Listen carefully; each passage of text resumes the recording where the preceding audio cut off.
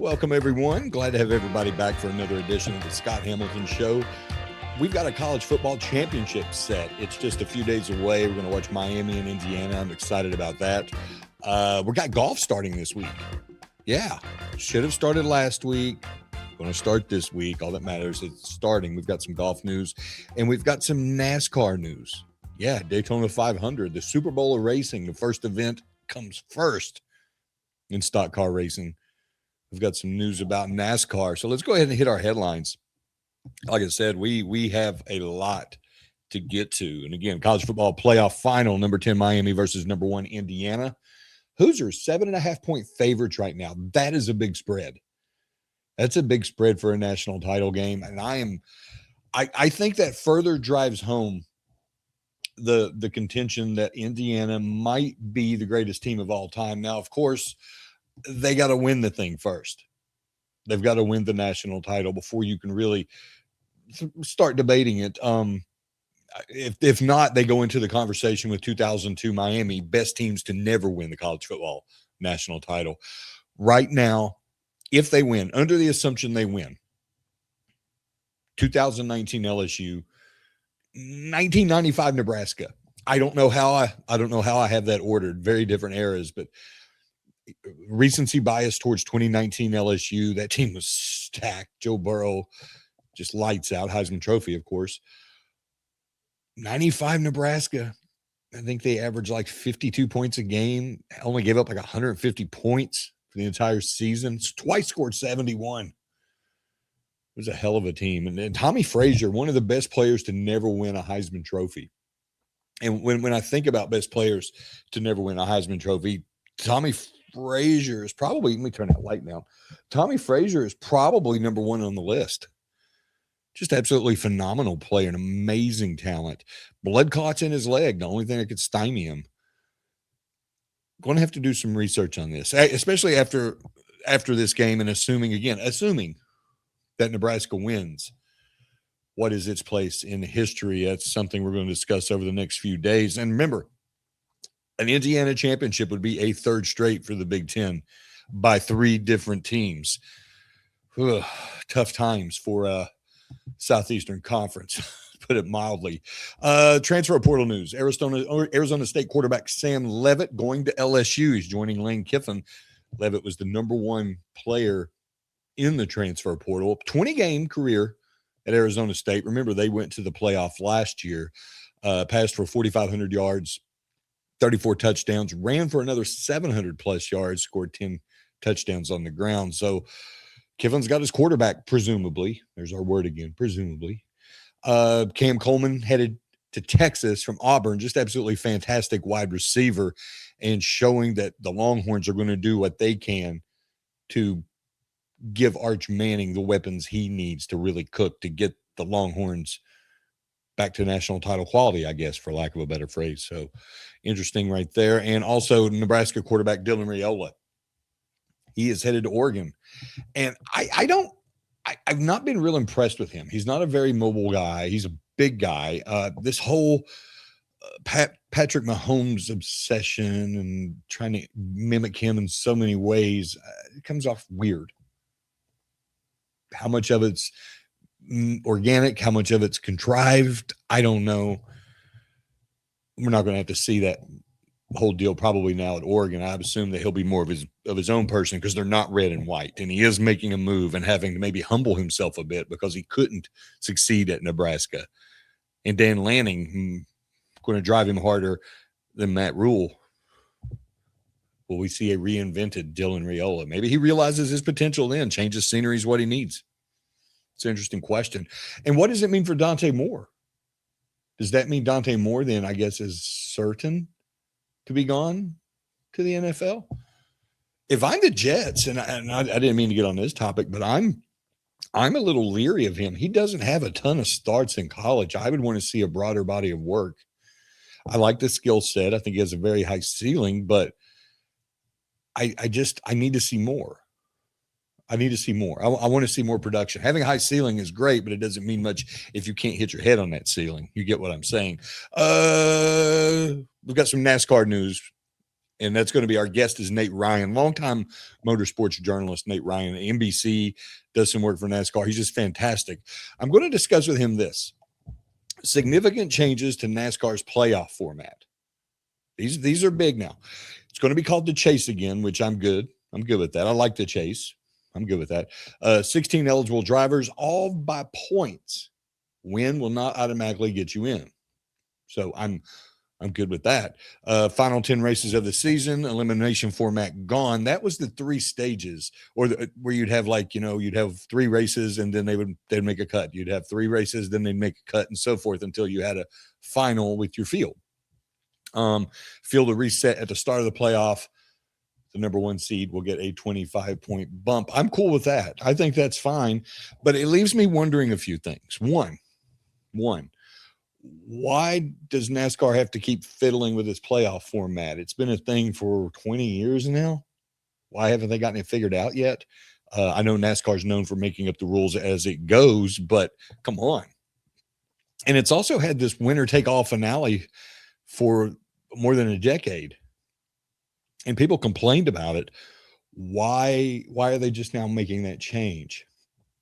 Those are questions I'm going to ask Nate Ryan when he joins us in a few minutes, and just ask him in general, how healthy is the sport? When you look at NASCAR and the whole reason for getting a playoff was to be relevant in the fall when you've got to go against football, you've got to go up against the World Series, basketball starting to crank up. I mean, there's just so many other things going on. The playoff was to keep at least a portion of its audience interested while all that other stuff was happening. How is that doing now? Are they keeping that audience? TV ratings were down last year. Do they expect them to rebound this year? How do they look historically? These are all good questions for Nate Ryan when he joins us in just a few moments. Here's the other bit of big news in the professional ranks today. Brooks Koepka, he's heading back to the PGA Tour. He spent the last 3 years or so playing LIV Golf. It's going to be back next week. Going to play at Torrey Pines, the Farmers Insurance Open. And what the return of Koepka means is that this thing called the PGA Tour's returning member program is now breathing. It is a real entity. And I'm going to read it now because it's a lot. Must make $5 million charitable donation. He will be eligible for the 2026 FedEx Cup bonus pool. That's a lot of money. And this is the huge one. 5-year forfeiture from any player equity program earnings. That could be up to $85 million over that time period. 50 to 85 is the estimate. Wow. He also gets no sponsor exemptions for signature events. So he's got to play his way into those no-cut elite fields. Only players absent from the PGA Tour at least 2 years who have won the Players or a major during the past 4 years are eligible. And guess what? There are only 4 players that meet that criteria right now. Koepka, Bryson DeChambeau, Jon Rahm, Cam Smith. The others have not applied for the return to the PGA Tour. I'm wondering, and we'll explore it later in the week, what do the rank and file members of the PGA Tour think of this? Not necessarily the superstars per se, not necessarily the Scotty Schefflers and the Rory McIlroys and those guys, but the guys who go out there and they play each and every week just trying to keep their card and trying to make as much money as they can, not the superstars. What do they think of him being able to leave the tour, go to LIV, cash in a crap load of money, and then be able to come back? And I know there's some penalties here, and I know there's some stipulations, but it still seems to me kind of like he got the best of both worlds, and anybody else that returns is going to get the best of both worlds. What about the guys who showed loyalty to the tour, even though they could have gone to LIV, albeit for less money, but guaranteed money? That guaranteed money that's a big part of this equation. What do they think of this situation? I got to think they're mad because he's going to take spots from guys who stuck by the PGA Tour when it looked like it was going to fold.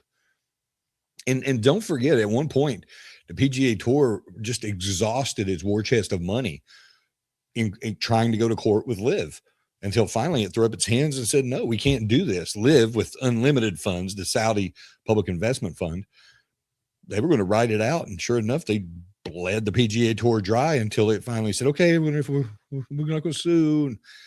They were supposed to form a partnership. That's yet to materialize. We're looking at about 2 years for that. But what about the guys, though, who stuck it through the tour, through all that, stuck with them? I've got to think they're sideways, and I'm sure we're going to hear about it more and more as this goes on, especially when he makes his debut next week at Torrey. Oh, to be in that locker room, to be on that range when he shows up. That would be fascinating. But first, we're going to dive into a little NASCAR.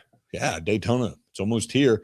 And big changes to the playoff format for the 2026 season. The chase is back. We got Nate Ryan coming aboard on the other side. Stick around. We'll be right back. Sports fans, it's time to gear up. Head to fanstreamsports.com and check out our brand new merchandise store. We're talking bold t-shirts, 3/4 zips, hoodies, hats, mugs, and more. Everything you need to rep your favorite shows and your favorite crew. Whether you're rolling with the J.P. Peterson Show in Tampa Bay, From the Rough in Dallas, the Tim May Show featuring Clay Hall, or the Jeff Thidoff Show in Ohio, or any of our Fanstream Sports original programming, we've got the perfect look for game day and every day. So don't wait. fanstreamsports.com. Click merch and grab your gear now. Wear the stream, live the stream, fanstreamsports.com. Welcome back. And these changes with the NASCAR playoff were inevitable ever since going to that winner-take-all format about 11 years ago. People have grumbled. People have complained. I'm just wondering this. I'm wondering many things, but I'm wondering this. What the heck took it so long? Why did it take NASCAR more than a decade, even though people complained, to figure out the winner-take-all format didn't work with regards to a final race? Let's ask our guest. It's our buddy. He's a longtime motor racing journalist. Nate Ryan, why did it take so long? It's a fair question, Scott. And I think privately, probably some NASCAR officials would agree with you that it probably did take a little bit too long to reach this point. I think I would throw out there that there's probably a few reasons why. One was that this was Brian France's baby, and he was in charge for the first 5 or so seasons of the format. And NASCAR had already made a significant change in going to a postseason in 2004. Then they switched to this winner-take-all format that you mentioned, 2014. I don't think they wanted to make a change too quickly after the first iteration of the format, which is essentially what they've returned to now by resurrecting the chase. That format lasted 10 years. And so this format now has lasted 12 seasons. So I think there was probably an appetite for giving it a long runway. And I think that inevitably what doomed this format was, I think there were just questions raised about the validity of it over the last few years, where 2 out of the last 3 years now, the champion didn't win the final race. And in this year, the champion didn't lead a lap for the first time ever. And that's not to begrudge Kyle Larson winning this title, but I think that was the tipping point had already been nearing before that. But I think this season really drove it home, where Denny Hamlin dominated the Phoenix race, would have won if the caution hadn't come out because William Byron just blows a tire and hits the wall with a lap and a half remaining. And that ended up with Kyle Larson winning the championship. So I think all of those things taken together with the fact that ratings were on the decline a little bit last season, all of that made the timing right now. But I think you're right. I think it's fair to ask, like, why not earlier? And I think it's that NASCAR probably wanted to give it as long a runway as the first iteration. And once that 10-year runway had expired, then I think there were some serious questions being asked the last 2 years about, do we need to change this? You know, I'm okay with the winner not winning the final race, because it's, and they've done a good job with this regard, Nate, and I look forward to your opinion. They've done a good job of putting importance back onto the regular season by getting rid of the win you're in deal and all that. But I think back to like Dale Sr. battling Mark Martin down the stretch, of the season. And, and it was a cumulative effort. And even though neither one of those guys won the last race, a champion was still crowned, and there was no debating who that champion was. I think this tiptoes us back to that point. What do you think? That certainly was the narrative that we heard today, Scott, with NASCAR unveiling this news conference. And who do they have sitting right there on stage, fresh from his apparent vacation out on the West Coast? Mark Martin, who pretty much travels the country now in an RV, I think he has a home like in the Palm Springs area, but I don't know if he ever stays there. He's always just driving around. You can follow him on social media to see all of it. But I think it was important for him to be there to endorse this format because, to your point, Scott, it does get back toward consistency mattering. It's not a full season points championship, but it's tantamount to what you're talking about, Scott. Those days when Earnhardt won 7 championships.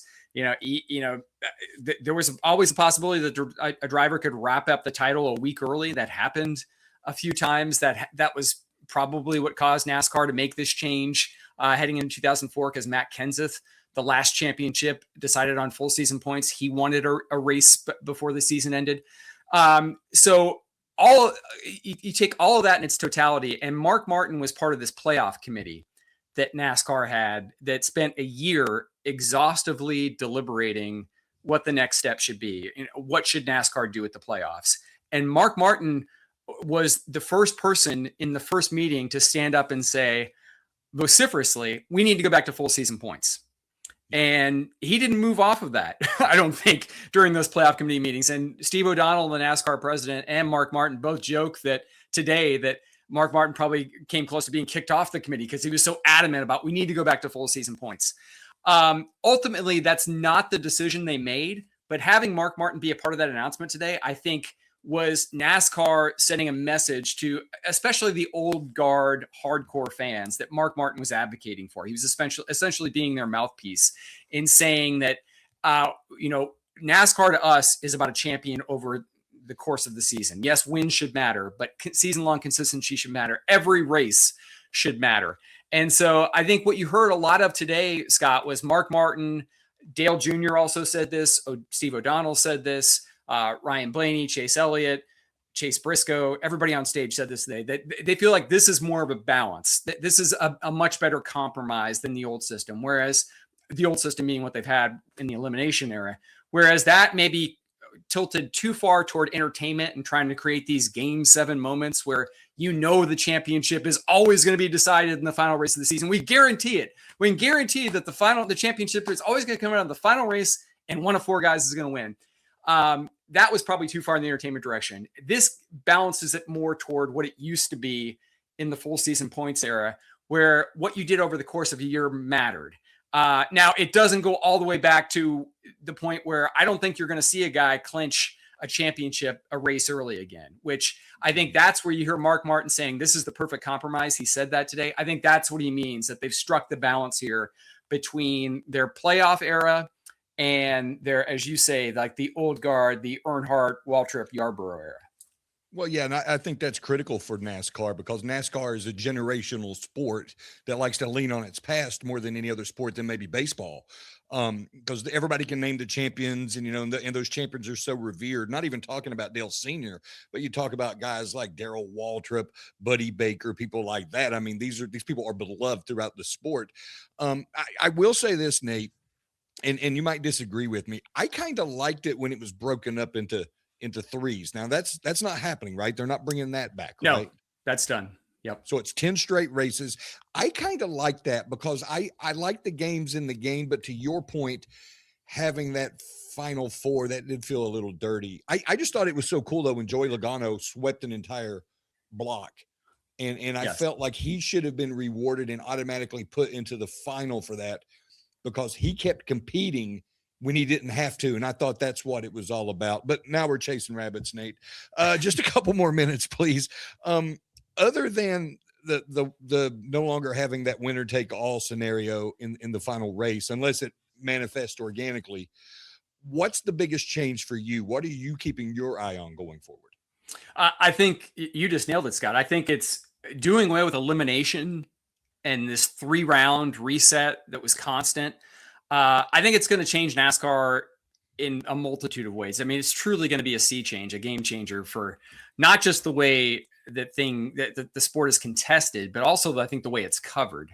And this was also a point made in the news conference today too, that to your point, when you had those 3 race rounds and you were knocking out 4 drivers at the end of every round, you had inherent storylines. And obviously you're always focusing on who's going to get knocked out, who's going to be eliminated, who's going to win in advance. All of that goes away now. And I think it's going to allow NASCAR to get back to its roots a little bit, in that they can focus more on the personalities. I think there's been a dearth of understanding who the drivers are now. To your point of going back to like the working man, blue collar heroes of, Harry Gant, Earnhardt, Waltrip, Yarborough, Bill Elliott, like all of those names, Rusty Wallace, all those names that meant so much to like baby boomer NASCAR fans and older. That's been missing in recent years. I think that you can point to the championship format as some of the reason for that. Because again, there's so much focus just put on the eliminations and round after round and that sort of thing. So I think that changes. But I think also what's really important that's going to change is strategizing for teams and drivers. The best example, the most simple black and white example is, Trackhouse Racing hired Shane Van Gisbergen. They moved him up to the Cup Series on an accelerated schedule because they knew he was going to win at road courses and the street courses. And last year as a rookie, he won 5 road and street course races and was automatically in the playoffs. Scott, he could do that this year and not necessarily qualify for the playoffs. And that it's going to be hard for, I think, people to wrap their head around it initially, because there's been so much focus the last 12 seasons on win and you're in. All we got to do is win one race early in the year, and then we don't have to worry about anything but those final 10 races. So teams are going to have to put more of an emphasis on consistency. Drivers are too. It's going to change the etiquette. The way these guys drive is going to be different because there's not going to be that sense of desperation. You're not going to see guys, Ross Chastain try to spin out somebody on the last lap of a cutoff race just for the 1 point that will make the difference of him advancing and somebody else, getting eliminated. You're not going to see that anymore. And I think that will be somewhat to the benefit of NASCAR because while I think it created a lot of excitement, a lot of drama, I think it put drivers in somewhat untenable positions when they were essentially forced to race dirty and do things that was really outside their comfort zone to the point where I don't think it was always fun to watch anymore. And, Ryan Blaney talked today about bringing back the art of stock car racing in this format. And I think he's got a point there. I think that we will see more of that. You'll see a cleaner, I think, style of racing. You'll still see fender banging and roughing people up. Like that's essential to NASCAR. NASCAR never wants to go away from trading paint and knocking, spin and win, that sort of stuff. But I think there are limits to how much of it they wanted to see, and I think they got over that line the last few years of the previous championship format. I agree with that 100%. Was it Martinsville and was it Chastain that did the yes. rub the wall move? Right. Yep. Yeah, that was a video game. 2022, he did the video game move, and that picked him up the 4 positions I think he needed to advance to the championship 4.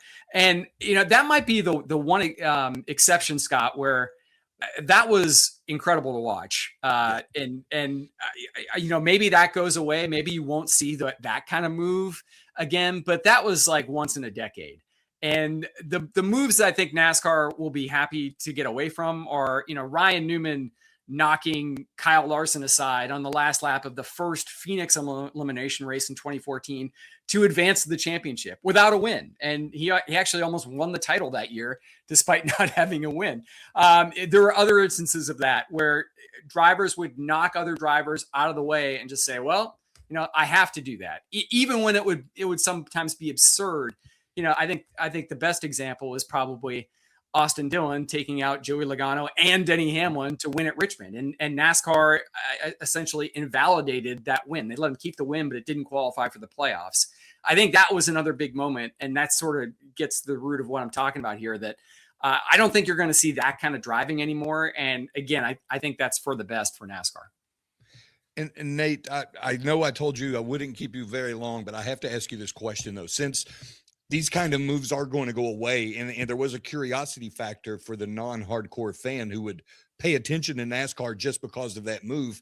The other side of that coin was that it was incredibly dangerous, but it also marginalized the sport a little bit. I guess this roundabout way of asking this question, Nate, how healthy is NASCAR? You talk about the ratings and this and that. Anytime you're making a significant change to a playoff, that means something's not right. How healthy is the sport right now as, say, 10 years ago or even 20 years ago when they first put the chase in?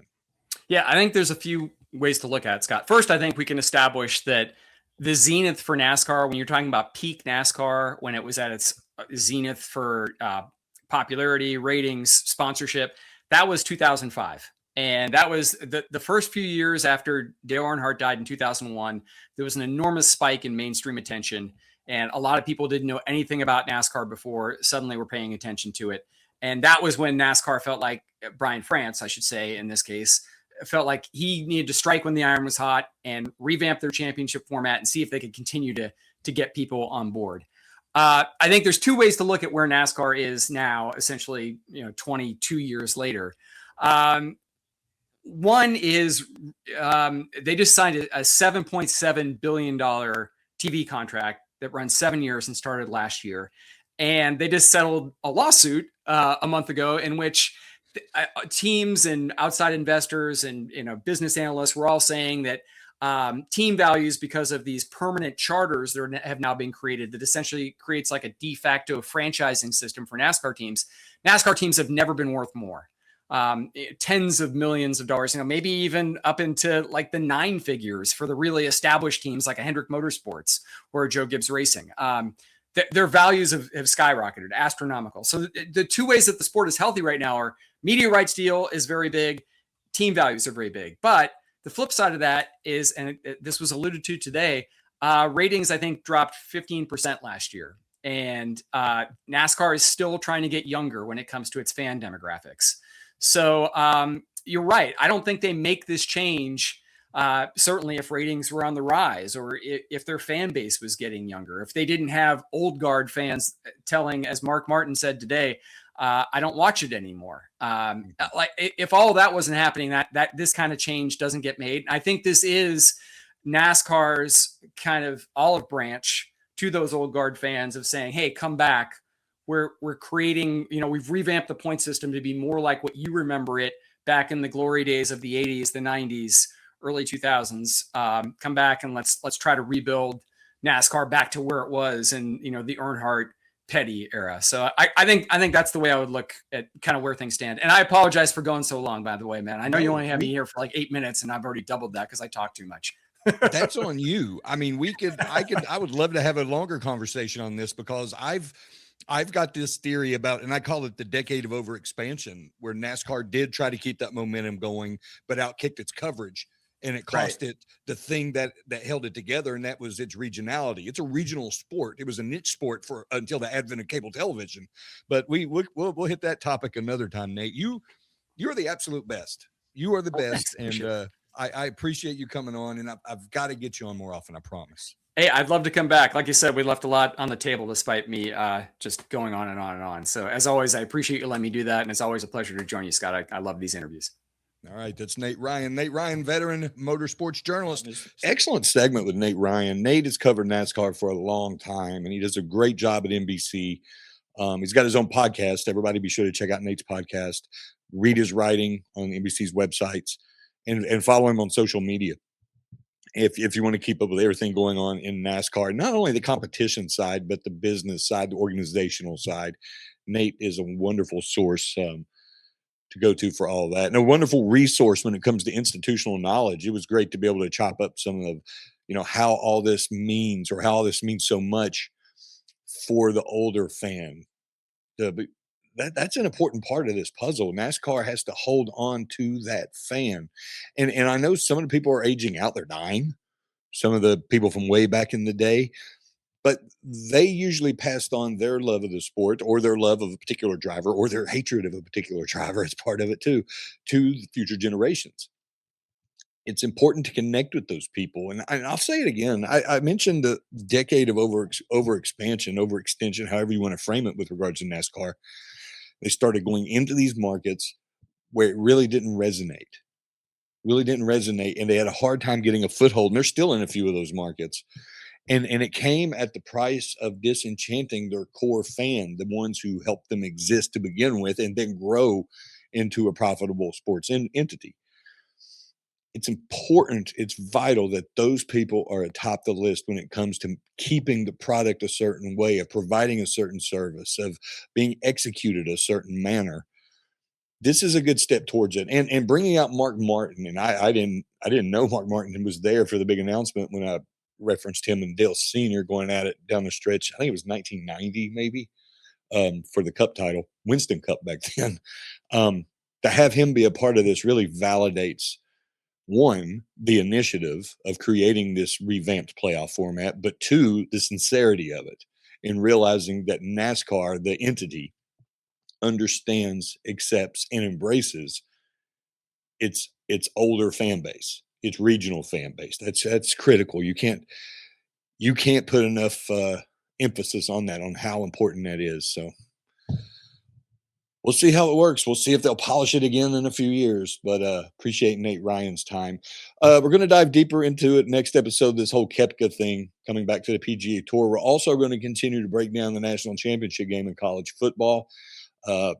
Again, Indiana, 7.5-point favorite right now in a national championship game. Not only is it insane that Indiana's in a national championship, but that it's a 7.5-point favorite. I'm still trying to reconcile that. But in a few days, I might be trying to figure out where they are, not only this season, but all time. Or is this team, if it wins the national title, will it be considered the greatest team of all time? Better than 2019 LSU, better than 1995 Nebraska, better than any of the Miami teams or Oklahoma teams in Nebraska or Army or any of those teams from back in the day. It's absolutely wild thing to think about. But I've got a lot to get to right now. Be sure to subscribe, follow, whatever. Hit me up on social media at Scott H Sports on Twitter, X. And otherwise, until next time, we'll see you.